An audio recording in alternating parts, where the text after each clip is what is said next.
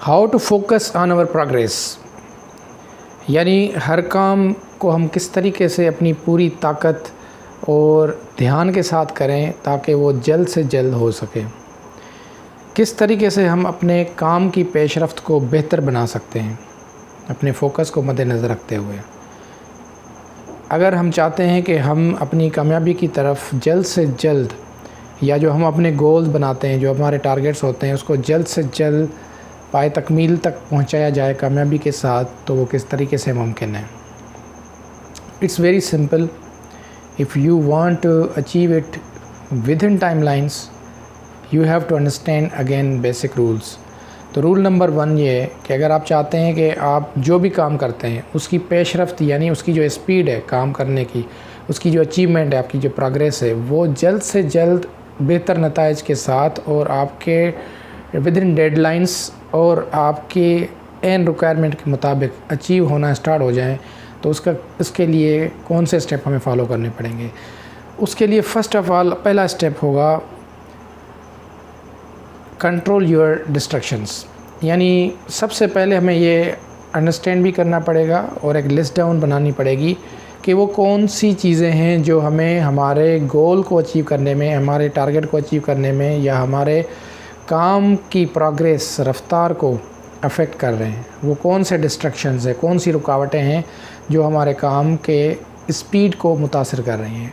For example, distraction कौन कौन सी हो सकती हैं। आपके पास कैजुअल गैदरिंग हो सकती है, लोगों के साथ आपका उठना बैठना हो सकता है जो कि ज़्यादा ज़रूरी नहीं है, लेकिन आप वहाँ पर टाइम वेस्ट कर रहे हैं और टाइम के साथ अपनी एनर्जी भी वेस्ट कर रहे हैं। इसके अलावा फॉर एग्ज़ाम्पल, आपने सुबह उठा और आपने मोबाइल यूज़ किया। मोबाइल में फ़ेसबुक है, व्हाट्सएप है, यूट्यूब चैनल है, और इस तरीके से बहुत सारी ऐसी एक्टिविटीज़ हैं पूरे दिन में जो आप समझते हैं कि आप उन पे टाइम और एनर्जी लगा रहे हैं, हालांकि उनका एट द एंड अगर आप कैलकुलेशन करें तो आपकी प्रोग्रेस के साथ, अपने काम के साथ ज़्यादा उसका लिंक नहीं है। तो सबसे पहले हमें अंडरस्टैंड करना पड़ेगा कि वो कौन सी आपकी लाइफ में लिस्ट ऑफ डिस्ट्रैक्शंस हैं जो कि आपको रोकती हैं, यानी कौन सी वो रुकावटें हैं, कौन से वो हर्डल्स हैं, छोटी छोटी चीज़ें ही सही, जो आपकी टाइम और एनर्जी को ज़ाया करते हैं और उसका इम्पेक्ट डायरेक्ट आपके उस प्रोग्रेस पे जाता है, उस काम की प्रोग्रेस पे जाता है। जो सपोज़ करें एक काम 4 घंटे में होना चाहिए था, वो 8 घंटे में हो रहा है। जो काम 8 घंटे में होना चाहिए वो 2 दिन में हो रहा है। तो ये डिस्ट्रैक्शंस जो हैं, यानी जो रुकावटें हैं, इनको आपने फाइंड आउट करना है और उनको फिक्स करना है। Unnecessary use of mobile, unnecessary use of Facebook, YouTube channel, WhatsApp वगैरह, उसको आपने अवॉइड करना है। अननेसेसरी गैदरिंग को अवॉइड करना है। अननेसेसरी गॉसिप्स, लोगों के साथ डिस्कशंस को आपने अवॉइड करना है, और अपना फोकस और अपना टाइम और अपनी एनर्जी बचा के अपने प्रोग्रेसिव जो फेज़ है, यानी जिस काम पे आप काम पे तवज्जो देना चाह रहे हैं, जिसको अचीव करना चाह रहे हैं, उस पे लगाना है। Number 2 step, avoid multitasking. अगर आप चाहते हैं कि एक काम जो 3 घंटे में करना है वो 2.25 घंटे में या 2.5 घंटे में हो जाना चाहिए, तो आपको मल्टीटास्किंग से अवॉइड करना चाहिए। मल्टीटास्किंग से मुराद है एक वक्त में एक से ज़्यादा काम पे फोकस करना या एक से ज़्यादा काम पे तवज्जो देना। तो जब आप एक ही दिन के अंदर 24 घंटों के अंदर आपने उठना भी है, सोना भी है, बैठना भी है, तैयार भी होना है, ऑफिस भी जाना है, बिज़नेस को भी देखना है, तो वहाँ पर अगर multitasking professional point of view से आप सिलेक्ट कर रहे हैं, तो मल्टीटास्किंग का मतलब है कि आप एक काम करने नहीं, एक से ज़्यादा काम दिन में स्टार्ट कर रहे हैं। तो जब एक से ज़्यादा काम स्टार्ट कर रहे हैं तो वो एक जगह आपका तवज्जो फोकस नहीं हो सकता। तो इसीलिए आपने अवॉइड करना है मल्टीटास्किंग को, स्पेशली जब आपकी डेडलाइन बड़ी करीब हो, जब आपने जल्द से जल्द अपना रिज़ल्ट डिलीवर करना हो, तो फिर आप मल्टीटास्किंग को, यानी एक ही वक्त में एक से ज़्यादा काम स्टार्ट करना या उन पे फोकस करना या उनको काम करना, इससे अपने आप को रोकना है, अवॉइड करना है, रोकना है। और आपने एक वक्त में एक ही काम को उठाना है, उसको पहले कंप्लीट करना है, देन आपने मूव ऑफ करना है। क्योंकि अगर आप ये नहीं करेंगे तो आपकी जो पेशरफ्त है, जो टाइमिंग है, जो स्पीड है, जो प्रोग्रेस है, उस पे इसका नेगेटिव इम्पेक्ट जाना ही जाना है। थर्ड स्टेप ये है कि अगर आप समझते हैं कि मल्टीटास्किंग आपकी मजबूरी है, फॉर एग्ज़ाम्पल एक स्टूडेंट है, उसके पास एक सेमेस्टर के अंदर 6 सब्जेक्ट्स हैं, 4 सब्जेक्ट्स हैं, तो उसको चारों सब्जेक्ट्स या 6 सब्जेक्ट्स को टाइम देना उसकी मजबूरी है। इसी तरीके से आप अगर बिज़नेसमैन हैं या आप अगर जॉब करते हैं तो आपकी ऑफ़िस के अंदर कुछ ऐसे पेंडिंग प्रोजेक्ट्स हैं जो कि 2 महीने पहले कंप्लीट होने चाहिए थे, लेकिन अनफॉर्चुनेटली किसी वजह से वो नहीं हो सके, तो वो 2 प्रोजेक्ट अलग से हैं और एक प्रोजेक्ट जो इन फ्यूचर या अभी आपने स्टार्ट करना है वो तीसरा अलग है। तो ये 3 जब प्रोजेक्ट्स एक साथ होंगे तो ज़ाहिर है ये आपकी मजबूरी है इन तीनों को लेके चलना। तो इस केस में आपने क्या करना है, इस केस में आपने ये मल्टीटास्किंग तो मजबूरी आपकी करना है, एक से ज़्यादा काम आपने इस वक्त करना आपकी मजबूरी है, लेकिन यहाँ पर आपने प्रायोरिटाइज़ करना है। यानी यहाँ पर आपने ये अंडरस्टैंड करना है कि कौन से काम को हम फर्दर थोड़ा सा डिले कर सकते हैं और कौन सा काम हम पहले कर सकते हैं। यानी प्रायोरिटाइज़ का मतलब है कि आपने ये अंडरस्टैंड करना है कि इन तीनों प्रोजेक्ट्स में से या इन 6 सब्जेक्ट्स में से या 4 सब्जेक्ट्स में से कौन सा सब्जेक्ट ज़्यादा मुश्किल है, कौन से सब्जेक्ट्स पे ज़्यादा मैनेजमेंट का फ़ोकस है या टीचर्स का फ़ोकस है, कौन सी रिज़ल्ट हमने पहले डिलीवर करनी है और कौन सी रिज़ल्ट हम बाद में डिलीवर कर सकते हैं। यानी you have to understand how to manage your task on the basis of urgent and important. आपने प्रायोरिटाइज़ करना है चीज़ों को, यानी कौन सा काम पहले हो सकता है, कौन सा काम बाद में हो सकता है, यानी कौन सा काम अर्जेंट है, फौरी करने वाला है, और कौन सा काम बाद में हो सकता है यानी इम्पॉर्टेंट है।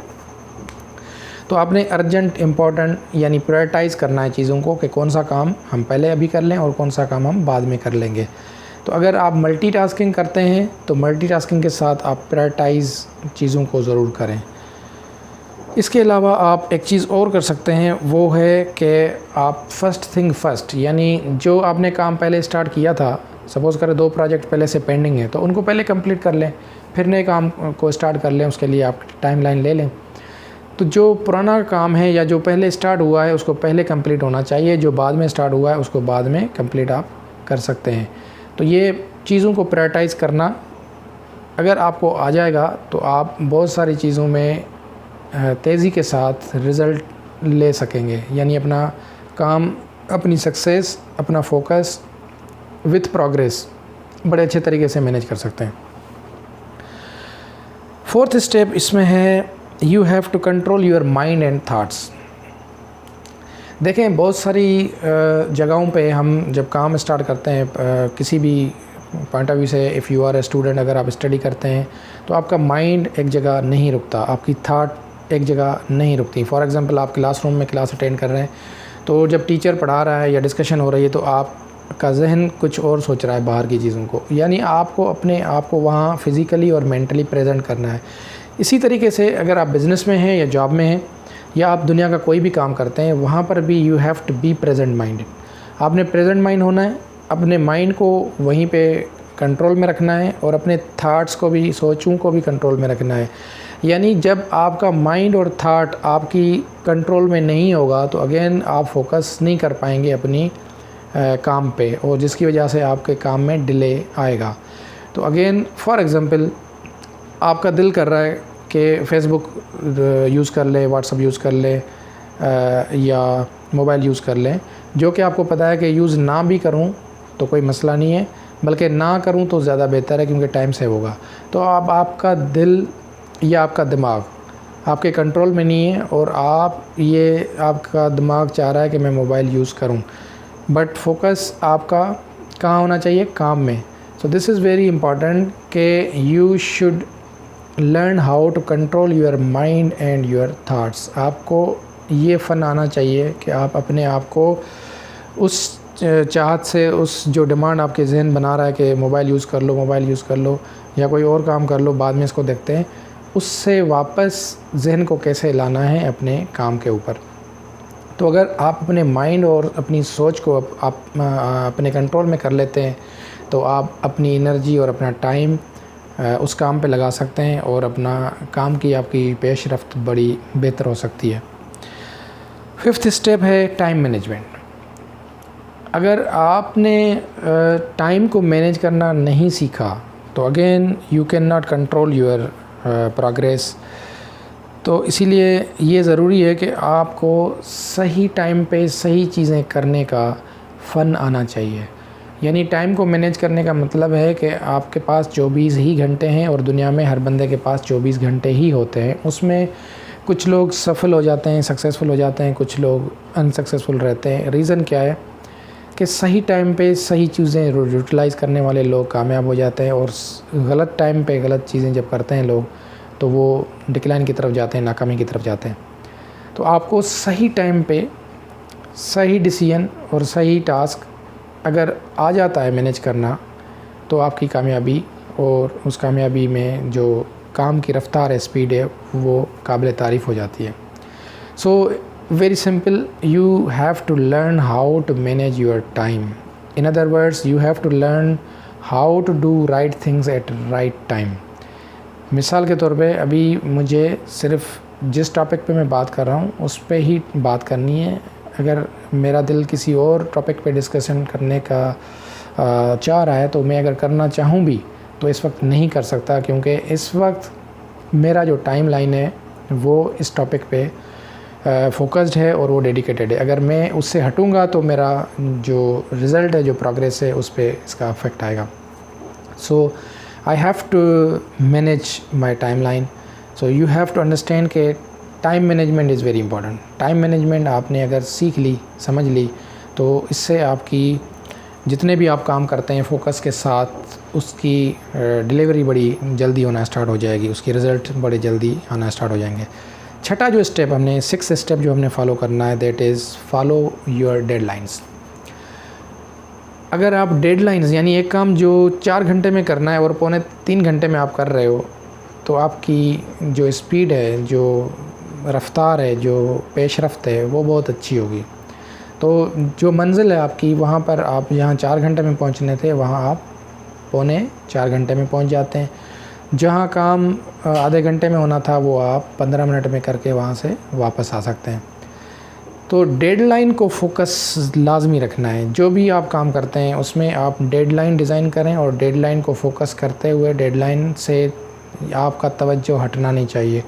डेडलाइंस को मद्देनज़र रखते हुए आप एक एक अपना स्टेप चेक करें, अपनी चीज़ें देखें कि आप बियॉन्ड डेडलाइन तो नहीं जा रहे, आपको ज़्यादा टाइम तो नहीं रिक्वायर्ड होगा। अगर ज़्यादा टाइम रिक्वायर्ड होगा तो क्यों हो रहा है, अगेन आप यहाँ रुक के चीज़ों को प्रायोरिटाइज़ कर सकते हैं, फ़र्स्ट इन फ़र्स्ट आउट कर सकते हैं, टाइम को बेहतर दोबारा से मैनेज कर सकते हैं। फोकस अपना जो डिस्ट्रक्शंस आपको यहाँ फेस हो रही हैं उसको दोबारा आइडेंटिफाई करके वहाँ अपना फोकस दोबारा वापस ला सकते हैं। यानी आपको डेडलाइन, टाइम की लाइन जो है उस पर ज़रूर फोकस करना है, क्योंकि अगर वो आप फोकस कर लेते हैं तो आपकी काम करने की पेशरफ्त यानी आप बड़े जल्दी से सक्सेस पालेंगे अपने काम पे। 7th स्टेप हमने ये लेना है कि we have to learn patience also. देखिए बहुत सारी चीज़ें जल्द में नहीं होती, थिंग्स टेक टाइम, चीज़ों को वक्त लगता है। तो ये वक्त जो है वो लगना लाजमी है। उससे पहले अगर आप वो एक्सपेक्ट करेंगे तो शायद उसकी प्रोडक्ट क्वालिटी और सर्विस में थोड़ा सा हो सकता है कमी पेशी रह जाए। और आपको जल्दबाजी से काम नहीं लेना। यानी for example if you want to make a cup of tea, at least उसमें 4 मिनट, 3 मिनट, 5 मिनट लगेंगे। इसी तरीके से अगर आप कहीं पहुंचना चाह रहे हैं तो वो झट से नहीं पहुंच सकते, 10 मिनट, 15 मिनट, जितना डिस्टेंस होगा उस हिसाब से स्पीड ब्रेकर जितने होंगे, या बीच में आप एक रखेंगे जहन में कि और कोई भी इंसिडेंट हो सकता है, गाड़ी पंचर हो सकती है, रोड जैम हो सकता है। तो ये सारी कैलकुलेशन करके अगर आप 10, 15, 20 मिनट का माइंड बना के ट्रैवल करेंगे तो आप अपने पेशेंस में रहेंगे। तो ये एक मैं मिसाल दे रहा हूँ। तो इसी तरीके से जब आपको ये पता है कि मैं जो काम करने जा रहा हूँ इट विल टेक टाइम, तो वो टाइम से पहले आपकी एक्सपेक्टेशन होनी भी नहीं चाहिए। तो जब आप पेशेंस रखेंगे तो अगेन आपकी पेशेंस रखने की वजह से आपकी जो quality of time again and quality of service होगी, जो प्रोग्रेस होगी वो बेहतर होगी, क्योंकि आप मेंटली और फिज़िकली रिलैक्स होंगे। इसी वजह से आप अपने काम को मज़ीद टाइमलाइन के साथ, बेहतर अंदाज के साथ, बेहतर रिज़ल्ट्स के साथ अचीव कर सकते हैं। 8th and the last step, अगर आप समझते हैं कि आपने बड़ी अच्छी प्रोग्रेस लानी है और बड़ी जल्द प्रोग्रेस लानी है, सक्सेस लानी है, कामयाब करना है अपने आप को, तो you have to focus on your balance diet. क्योंकि बैलेंस डाइट अगर आपकी होगी तो आपका माइंड फ्रेश रहना है और आपकी बॉडी भी वो सारी जो एनर्जी उसको रिक्वायर्ड है वो उसको मिलती रहेगी, तो वो अपने माइंड फ्रेश के साथ और हेल्दी बॉडी के साथ बहुत अच्छी परफॉर्मेंस दे सकता है। तो इसके लिए ज़रूरी है कि आपकी बैलेंस डाइट और आपकी नींद बिल्कुल बैलेंस होनी चाहिए। क्योंकि नींद अच्छी आपकी होगी, 8 से 8.5 से 8 घंटे अगर आपकी नींद होती है तो उसमें आपका माइंड फ्रेश रहता है। और अगर आपकी डाइट्स बेहतर होती है जिसमें आपके पास मिनरल्स हैं, वाइटामिन्स हैं, फैट्स हैं, कार्बोहाइड्रेट्स हैं, फाइबर है, वाटर है, तो ये सारी चीज़ें अगर आपकी बॉडी को टाइमली मिलती रहेंगी और बैलेंस के साथ मिलती रहेंगी तो आप एक हेल्दी जिस्म के साथ, हेल्दी बॉडी के साथ बहुत अच्छी प्रोग्रेस कर सकते हैं।